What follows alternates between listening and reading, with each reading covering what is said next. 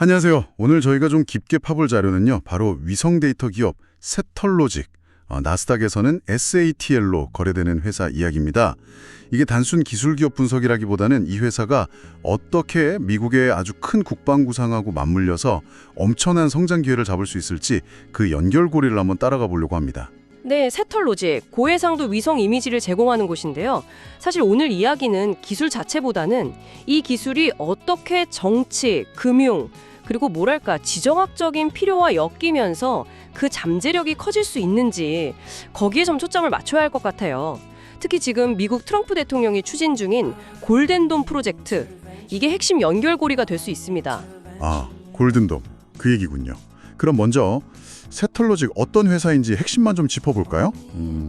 소형 위성으로 지구를 찍어서 그 데이터를 정부나 농업, 에너지 같은 민간 기업에 파는 거네요. 네, 맞아요. 핵심은 크게 두 가지입니다. 고해상도 이미지를 제공한다는 거, 그리고 전 세계를 커버한다는 거. 그리고 나스닥에 상장해서 자금 조달이나 운영 투명성도 어느 정도 확보했죠. 근데 정말 주목할 부분은 이 회사의 기술력하고 또 가격 정책이에요. 아, 그 기술력과 가격 정책. 그게 바로 골든돔 프로젝트와 연결되는 지점이겠군요. 그 이스라엘의 아이언돔 있잖아요. 단거리 로켓 막는 걸로 유명한.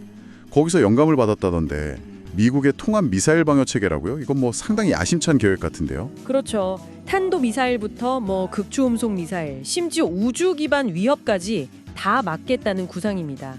위성 센서, 지상 레이더, AI 분석, 요격 시스템, 이걸 다 합치는 거죠. 추정 비용만 봐도 어마어마해요. 수천억 달러에서 많게는 수조 달러까지 이야기가 나오니까요. 트럼프 대통령이 초기 자금으로 250억 달러를 예산안에 넣어서 하원은 통과했고 지금 상환 결정을 기다리는 중입니다.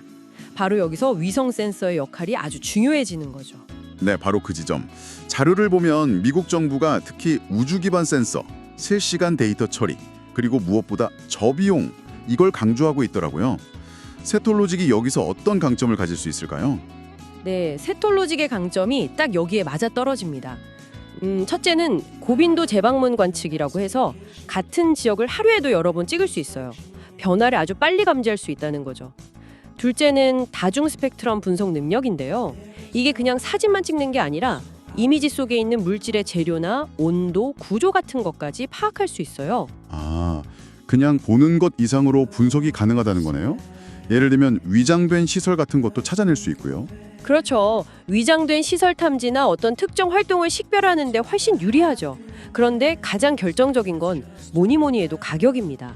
자차 생산 시설을 갖추고 있어서 경쟁사들하고 비교하면 거의 10분의 1 수준 비용으로 이미지 제공이 가능해요. 10분의 1이요? 와. 네, 그래서 싸고 많이 뿌릴 수 있는 감시 위성 솔루션이라는 표현이 딱 맞습니다. 골든돔처럼 전 지구적인 방어망을 그것도 저렴하면서 촘촘하게 구축하려면 이런 비용 효율성은 정말 무시 못할 강점이죠.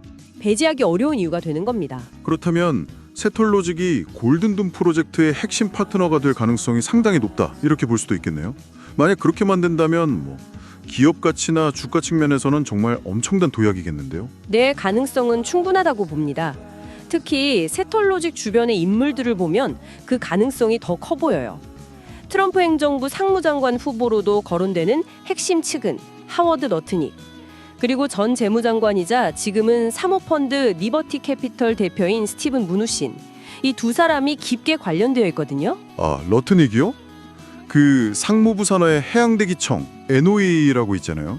거기가 위성 데이터 규제를 다루니까 세톨로직 같은 기업의 시장 접근성에 직접 영향을 줄 수 있는 위치네요. 그러고 보니 러트닉의 과거 고객사였던 테더가 세톨로직에 투자했다는 점도 좀 흥미로운 연결고리 같고요. 위성 데이터랑 블록체인이 결합될 수도 있겠네요. 맞습니다. 그리고 무누신은 또 다른 중요한 축이에요. 중동 국부 펀드들과의 강력한 네트워크를 바탕으로 리버티 펀드를 만들었고 그 자금이 세톨로직에 들어갔죠. 이게 왜 중요하냐면 중동 국가들은 지금 물, 식량, 에너지 안보 문제에 정말 절실하거든요. 이런 나라들한테 세톨로직의 위성 데이터는 단순한 상품이 아니라 국경 감시나 재난 예측, 농업 관리 같은 데 꼭 필요한 전략 자산이 될 수 있는 겁니다. 아, 그렇군요. 들어보니까 러트닉은 미국 내 정책과 규제의 문을 열어줄 수 있고 무누씨는 글로벌 자본, 특히 중동의 전력적 수요와 연결하는 다리 역할을 하는 셈이네요.